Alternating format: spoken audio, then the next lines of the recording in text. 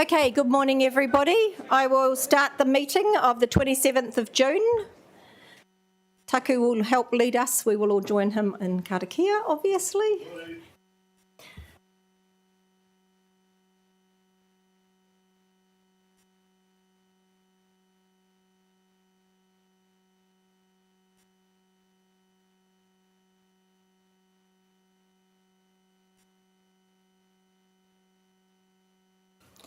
Thank you. Absent, so I'll move that. Seconded by Councillor Trillin.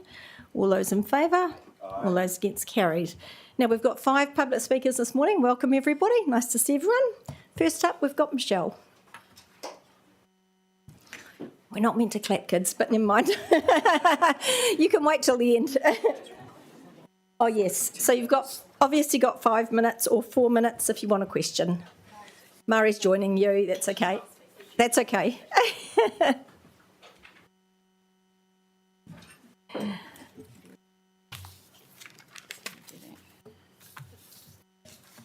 And thank you again for having us today. And it's good to see the children over there as well. Councillors, your decision to upgrade Rukutani Pump Station 35 is a huge relief for Titahi Bay and Porirua City, and thank you. This upgrade is crucial to the health of Titahi Bay, the harbour, and the well-being, vitality and image of Porirua City. We raised 2 immediate concerns that became apparent from the Long-Term Plan Committee discussions on 6th of June. 1, when will work begin to stop the overflows to mitigate public health risk and prevent further degradation of the coastal marine environment? And 2, will the upgraded work be sufficient to address the issue of frequent and prolonged raw sewage discharging from the pump station? To the approach for the recent pump upgrade and new storage at Duck Creek. The Duck Creek pump station's upgrade took 17 months to complete. Wellington Water completed this in July 2023, upgrading the infrastructure assets around the pump station and installing a new 330 metres cube underground storage tank to address a small number of annual overflows.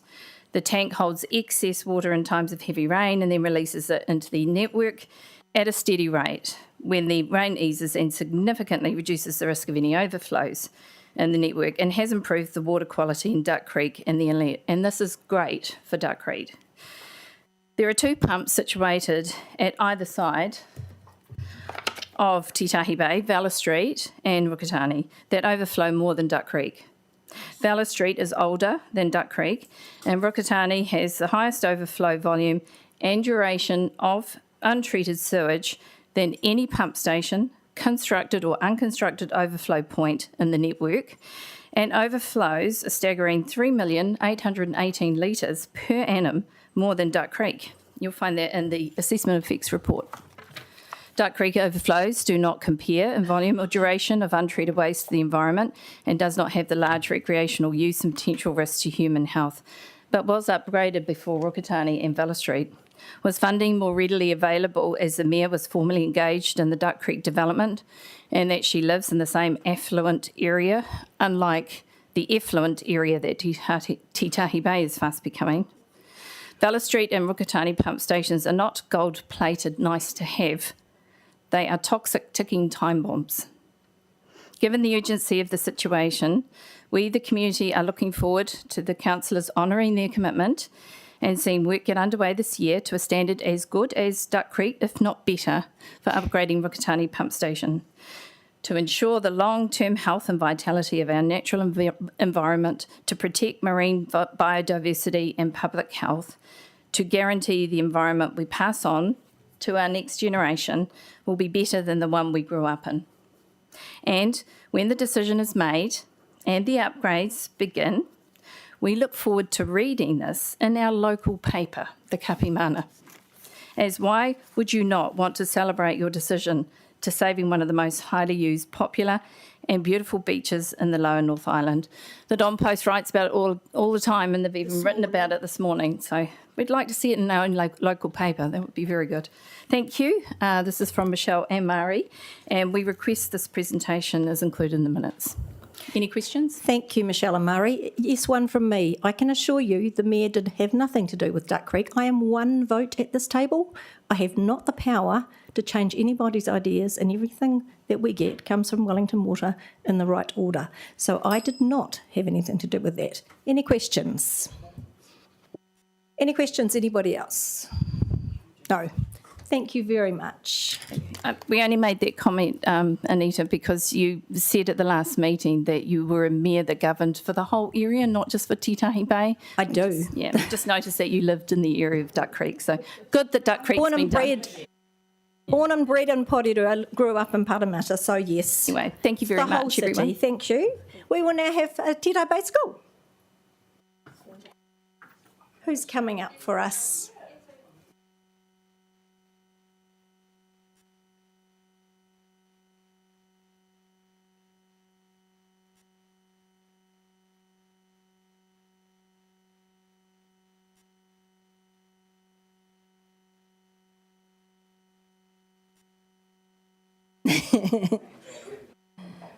Do you want to stand on the other side to record them? Sorry, it's just easier. Hello, it's on. Morena Koutou. Thank you for listening and prioritising a safe beach. Show us you mean it by doing this fast and making it the top priority. We deserve clean and safe water to swim in.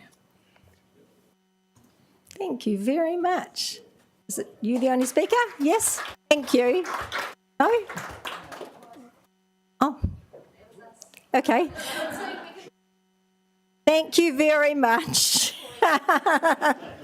Thank you. It's lovely to have you in again. Okay, Cara.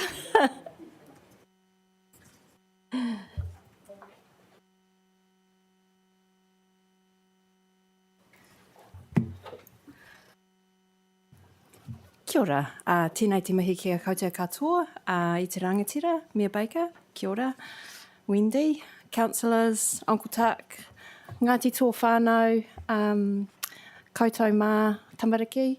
It's a real pleasure to be here again today, and I'm here to represent Ngāti tō. My name is Cara Hammond, and I'm just here to reiterate our support for the proposal led by Kathleen Whelo, Councillor Whelo, a couple of weeks ago to the long-term plan. As has already been heard, that proposal will see a full upgrade of the pump station, which is really important to us. Any action that is taken to reduce and eliminate sewage discharge into our waterways is important for Ngāti Toa. So we're here to tautoko. I can see we've got a bit of a journey ahead of us, and there's more to be done, so we'll be here to tautoko that kaupapa as well. It is really important that action is taken, and that it's taken now. There's always a lot of talk about restoring our harbour to its natural beauty. It'd be a lot easier if we looked after things in the first place. We don't want to see our beach turn into our harbour. And so we're here to see, hopefully for you to sign off on the revised LTP. And we just want to say we're keen for you to give urgent action to the upgrade of the pump station. Kia ora.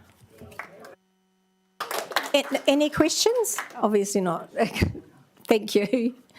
And our last one, Joe. Oh, hang on. Sorry, Tane. Yep. Oh, sorry, Tane. Sorry. I am so sorry. Surf Life Saving Club. Kia ora, Council. Hey, thanks for letting me have a few minutes just to express or reinforce the club's position on this. We're very stoked, actually, with the recent decision to go ahead with upgrading wastewater treatment for us. But I just wanted to reinforce the impact that it's had on our club over the last, since I can remember, which admittedly isn't very long, but it is quite substantial. Echoing the submission made by my name's Tane McMahon. I am the Life-Saving Coordinator down at Titahi Bay Surf Life Saving Club. So basically my responsibility is to ensure our club's in a position to operate as a life-saving club and educate the public. So two roles come under that. Just echoing the submission made by our Treasurer at the previous committee, our surrounding waterways are important resources for our club.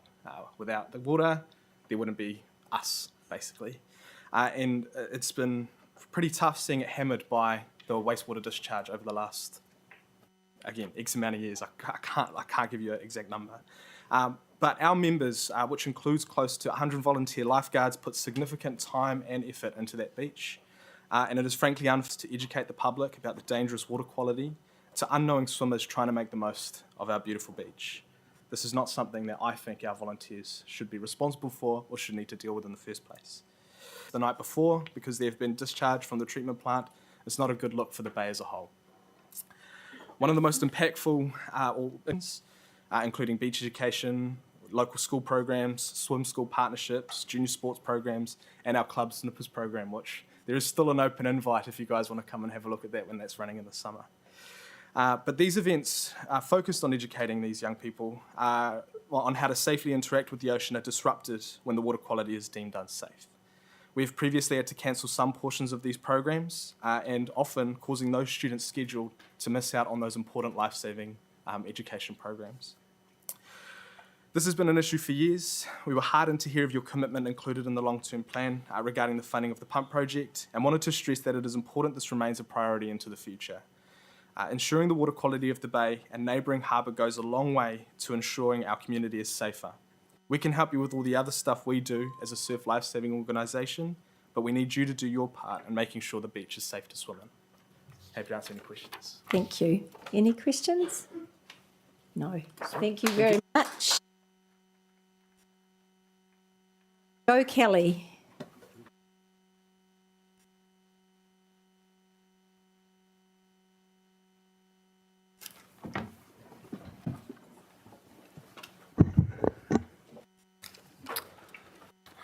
Ko Joe Kelly tōku ingoa, he uri ahau no Ngāti Tō Rangatira no Ngāti Tamā no Hoki, tēnā koutou katoa.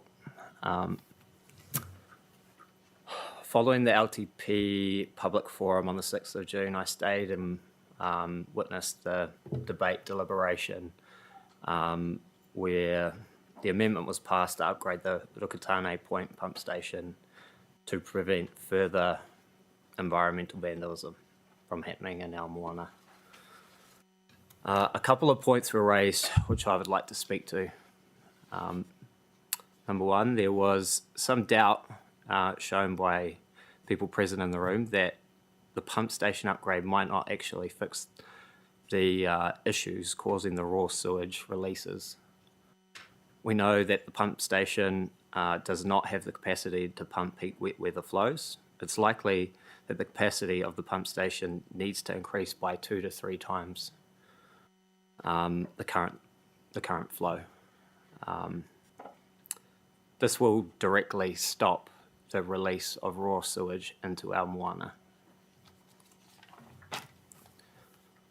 Michelle discussed Duck Creek as a prime example of a project within our region where a sufficiently sized pump station has been upgraded along with storage capacity to stop raw sewage releases into that area.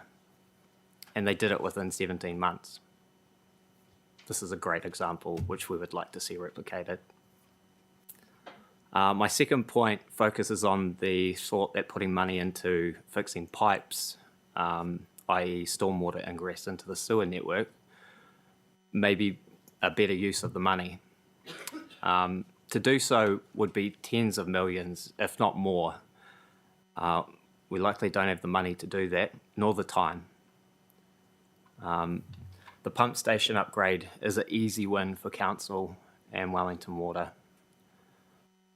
This will increase the resilience of the network and the catchment, as well as allowing for residential intensification in the future, which I'm sure will happen as our area grows and expands. Please prioritise this mahi. Our community is watching. Thank you. Thank you. Any questions? No. Thank you very much for coming in, everybody. You're welcome to sit while we get through this.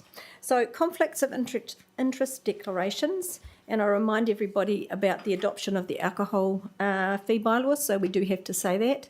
So, I have a conflict, obviously, with my husband being the president of the bowling club, but I have an open mind and took no part in those anything to do with the bowling club. Councillor Waddle? Like you, I am a member of the Whitby Bowling Club and serve as a bar manager there too, but I had no part in the bowling club's submission on the alcohol fees bylaw, and I bring an open and clear mind to the discussion we had last week and to today. Thank you. Anybody else? Oh, all declared. Thank you very much. I've had no notification of extraordinary business. Thanks for coming in, kids. You're allowed to get up and go. Your teachers are trying to take you. Thank you.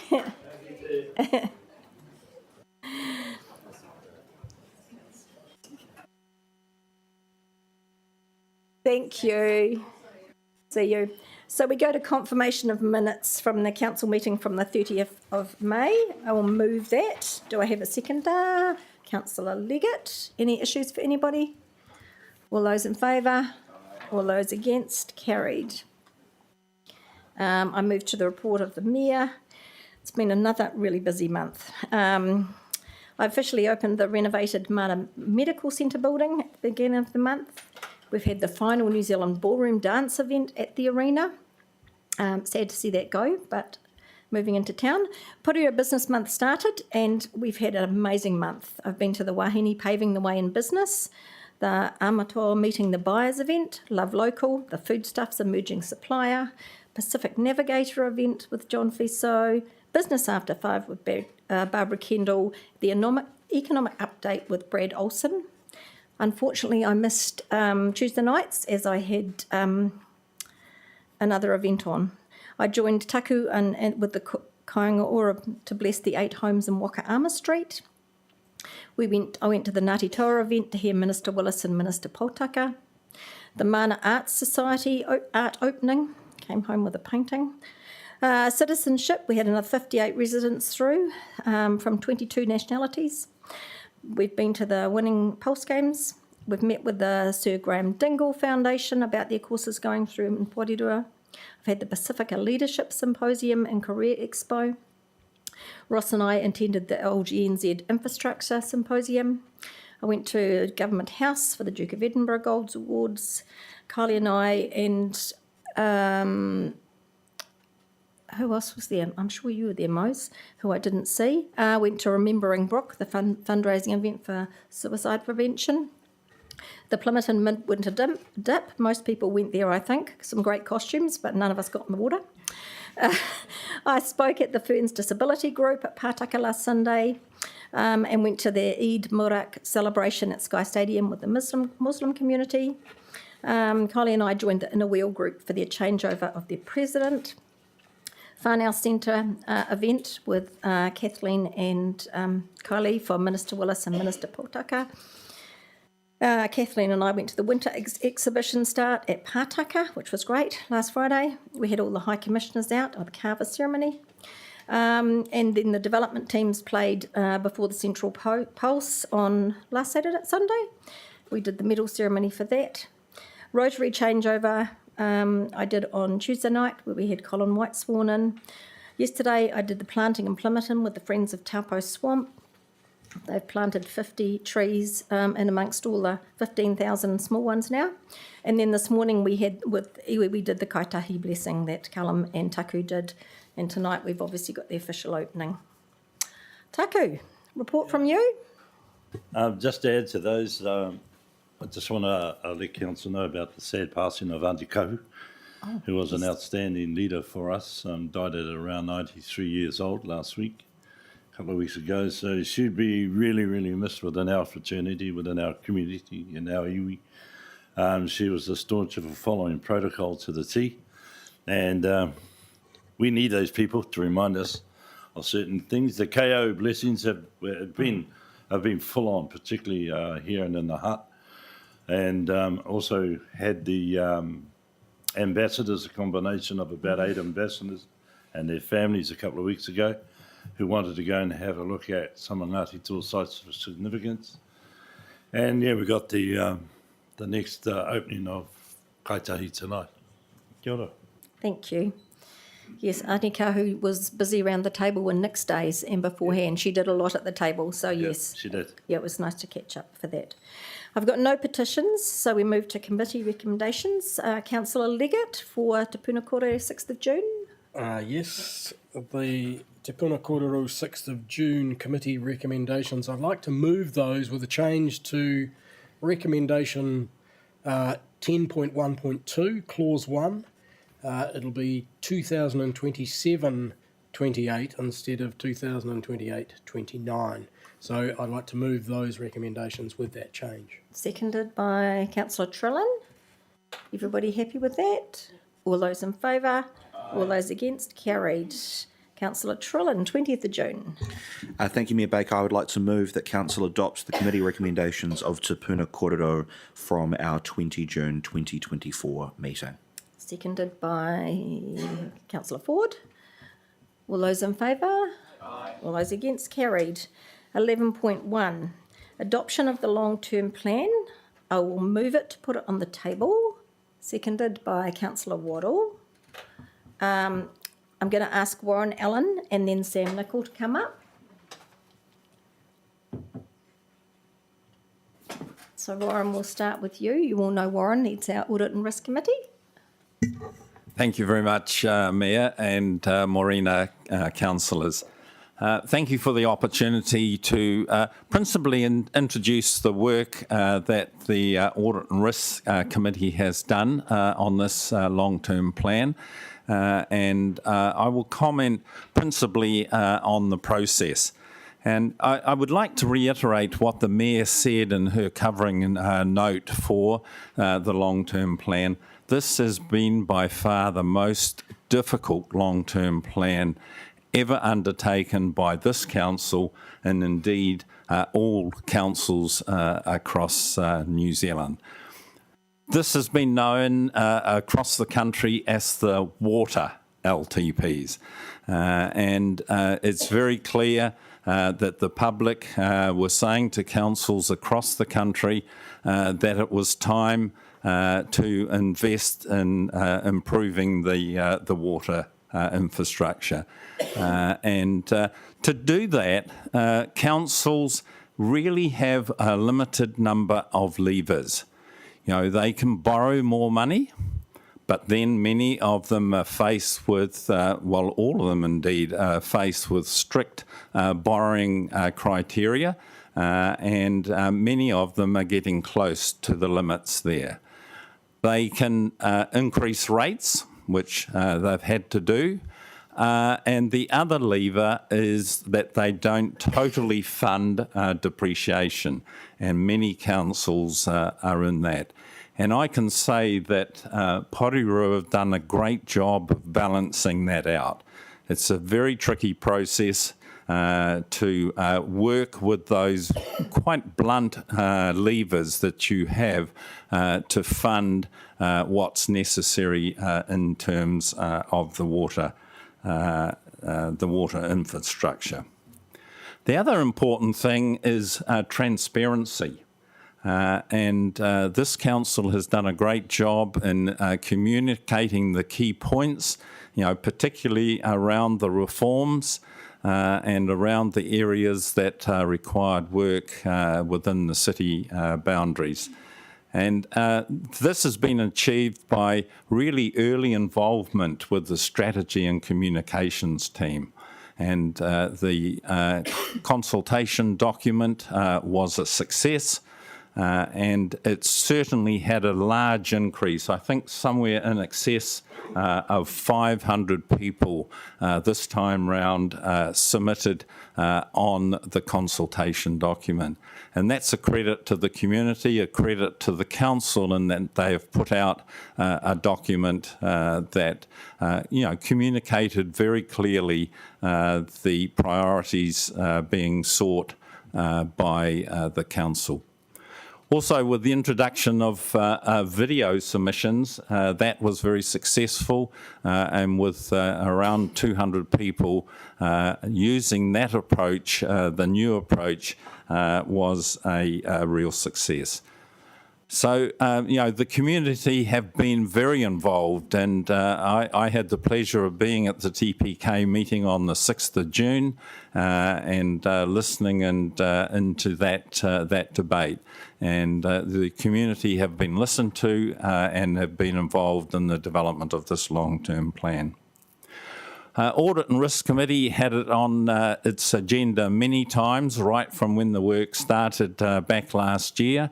And as I've just indicated, we were at the TPK meeting and we've done sort of deep dives, are in a position to recommend to Council that this LTP be approved.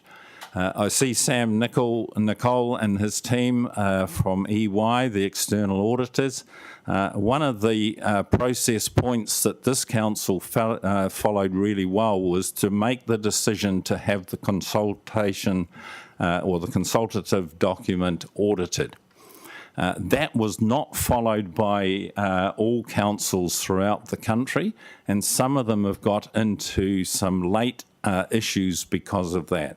But Sam and his team undertook an external audit of the consultative document, and I understand that they, once it's approved by Council today, will sign an unqualified audit opinion.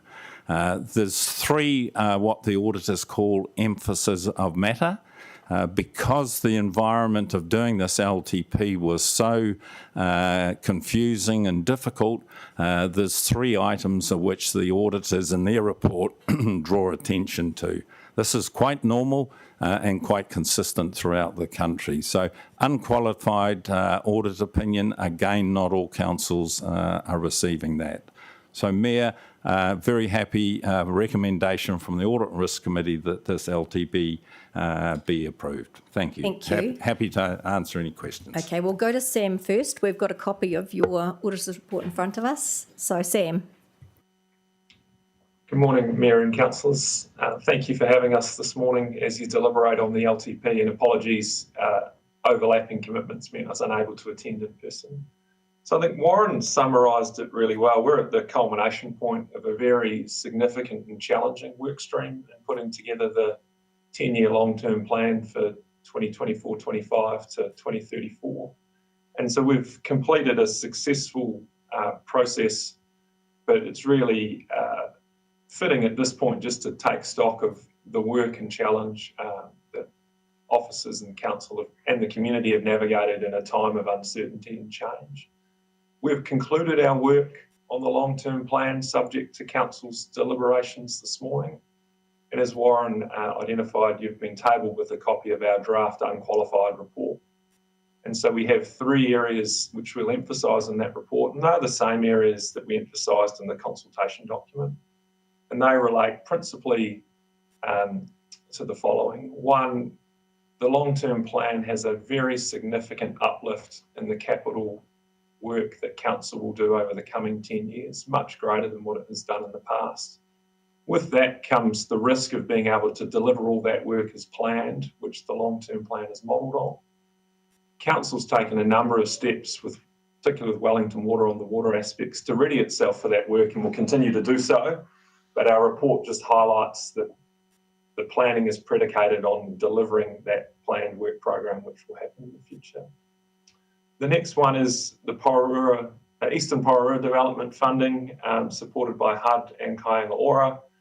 There is some uncertainty in the out years as to funding that's been indicated but not yet committed. This is a reasonable basis in our view for Council to have its planning assumption, but should it change, it's important that someone understands when reading your LTP, it might have an impact on what Council's indicated its plans and they may need to be revisited.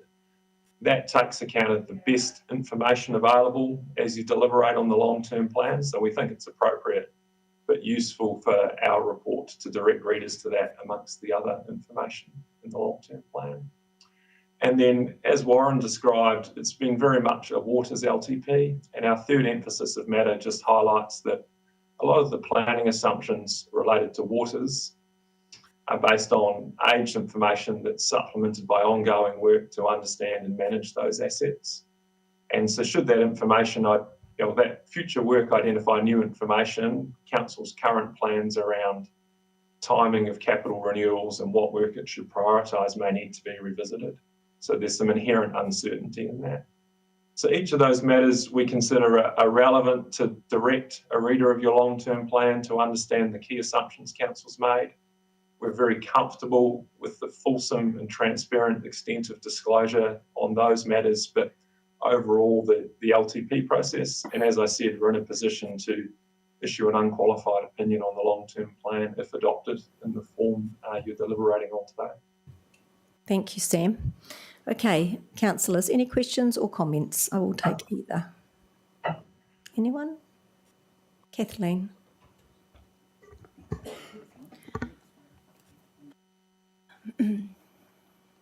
We've heard from officers and we've discussed around this table how challenging that this LTP has been, the unfavourable rates rise, the impact that this will have on the community. I imagine my colleagues will probably discuss this in more detail and we'll cover it. So instead I'm going to speak to the new addition to the LTP, which has been brought up in public forum this morning, and that is the upgrade of Pump Station 35. I'll begin by acknowledging councillors who 3 weeks ago sat around this table and they listened, they were open, they used their discernment and they were able to pivot in their decision making. I also want to acknowledge the community and iwi who have they've shown up again.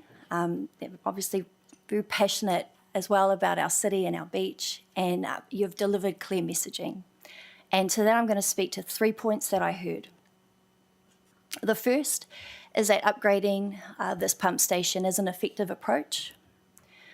Inflows, infiltration, ingress, we know that this plagues our whole network in our city, right? And that the pipes need to be renewed. We also know that this is going to take time and cost a lot of money. And unfortunately, time is not a luxury that Titahi Bay has. So upgrading the efficiency and the capacity at the pump is a direct solution to a direct threat, or the direct threat of raw sewage flowing from the pump to the ocean. Secondly, we've heard an example of how this the upgrading of pump stations has worked in our city, the recent pump upgrade. This is great to see that reduced all overflows, an underground storage tank. So the community should expect that and better at Titahi Bay. And thirdly, we heard it was urgent. We heard this needs to start now.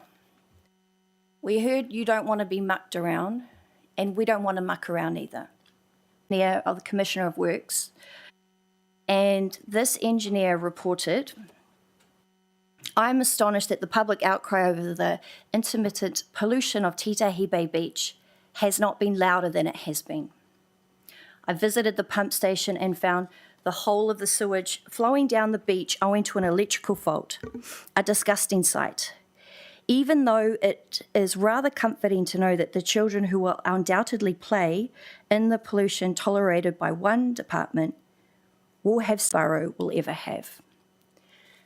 That report was written September 1956. That's over 70 years ago. And we heard from the children today of 2024 their plea to fix the sewage so that they can swim safely in their beach. Now, apart from the anti-polio injections, a lot of what was in this report is still happening today. My point is it's not only urgent, but it is severely overdue. Titahi Bay it has been pooped on, literally. Sorry. I am supporting this LTP. 55% of our that will be required to uplift the mana at Titahi Bay at our harbour and the whole waterways of our city. Kia ora. Thank you. Anybody else? This brings us to the end of what's been a very long and difficult process. And in spite of the difficult conditions that we've been operating within, inflation, interest rates, repeal of water reforms, I'm really proud of the process that we've gone through. I think it's been really robust, and I think we've been dealt a terrible hand, but I think we've played it as well as we could have played it. And there's no use sitting around wishing that conditions were better when they're not. We've made decisions with the circumstances that are in front of us. And I think it's important for us to remember that this LTP includes record investment in water infrastructure. And that's something we can be proud of, even if we wish we could do more. It contains record investment in our transport network. And that's something we can be proud of, even if we wish we could do more. And we also haven't lost sight of the broader responsibilities and objectives of council in investing in our community and our people. We've avoided the potentially short-sighted pitfalls of cuts to services that would end up costing us more in the long term. And we haven't been afraid to respond to the community when they've engaged with us. And I want to particularly acknowledge submitters on behalf of both Te Kiwanui, which I'm very proud we decided to fund, and the submitters on behalf of the pump station at Rukutane Point and Titahi Bay, many of which are here today. Both of these groups have clearly demonstrated the power of community organising, and I'm glad we've been able to work with them to deliver what they have asked for. Overall, I'd characterise this LTP as bittersweet. I do not believe that we have done enough when it comes to climate resilience or emissions reduction, largely because of the current cost pressures, and we're doing our best just to stay afloat amidst significant rates rises. I also regret the loss of village planning. I hope we will be able to bring it back or something similar to it in the near future. We do always have choices, and the challenge I lay down for my colleagues going forward is to keep our climate objectives in particular in mind when we make future decisions around key projects. In particular, I want to highlight the Wenera to Onoporo Shared Pathway project, which now is subject to considerable uncertainty. I understand why my amendment to fully fund this project failed, but I also believe that it's something we should continue to prioritise going forward as something that does tick off all of our key strategic priorities. We should keep in mind that something that improves road safety, encourages cycling, protects our harbour, meeting all of our key strategic priorities, the co-benefits we get from things like this, that should be something we're focused on. And we need to be bold and plan for the future city that we want our tamariki to inherit. So overall, I will be voting in favour of this LTP, and I absolutely stand by that in the process that we've gone through. But going forward, I'll also be fighting for more investment in protecting our climate and in uplifting our community in the future. Kia ora. Thank you. Councillor, are we happy? Thank you. I will also be supporting the adoption of the long-term plan. However, I don't think any of us around the council table are very happy about an average rate rise of 17.5%. I don't know about you, but I can't look my community, my family, my friends in the eye and say, yep, we voted that through. So that's just something to think about. We do certainly throw a lot at an average of 20,000 ratepayers in our city, and that's not just rates, it's fees and charges. I'm not too sure how affordable the city is going to be in years to come, but we'll soon find out. Have we done enough to cut projected projects? I do believe that our money needs to go into our water, our health and our harbour. I'm not too convinced that money that's going to cost a lot for cycleways and shared pathways is the way to go. As I said, I think that at this stage and with our public talking about our sea, the sewage, I do believe that money should be going in there at first and foremost. Also, with everybody talking about how this is a waters LTP. Well, it is a waters LTP, but going forward, Wellington Water or any entity need to be held accountable for the millions of dollars that our ratepayers are putting into this city. Thank you. Thank you. Anybody else before me? No? Okay. Thank you. I agree with everything everybody said, I have to say. This has been the toughest LTP ever. And we are pumping, as you said, 55% going into water. It's still not enough. It's never going to be enough. Our ratepayers cannot fund what we need to do, and we are making it unaffordable to live here. When you look at our projected long-term plan, something has to change. We cannot. I know the government said it's the ratepayer that pays. We're at the point where ratepayers can't pay, and we're all struggling. So 17.5 average is a tough one, but we have to still fix our harbour and our pipes. It's our most important priority. Behind that, obviously, is our youth and children and young people and looking after our older population. So I think we've done a lot. We've had more consultation than ever. Going to video submissions shows that it works for other people, but I still sit here and find it really hard to stamp this. We still need to do so much more and spend so much more money. But with that, I have had it seconded by Councillor Waddle. So all those in favour? Aye. All those against? Carried. And I'd like to thank the staff, obviously, huge job, and Warren and Sam and team. So thank you all. That was carried. Now we move to the tough bit, long-term plan setting the rates. So I'm going to move that. Who wants to second that one? Councillor Leggett. Thank you. Open for discussion. Thank you to everybody who came in. Any discussion on this one, councillors? No? Okay. All those in favour? Those against? Carried. 11.3, the strategic risk update. I'm going to move that to put it on the table. Seconded by Councillor Ford. Thank you. Are we talking to this, or are we happy with it, everybody? Straightforward, everybody? Okay. All those in favour? All those against? Carried. I now move we go into public excluded. Seconded by Councillor. Oh, thank you.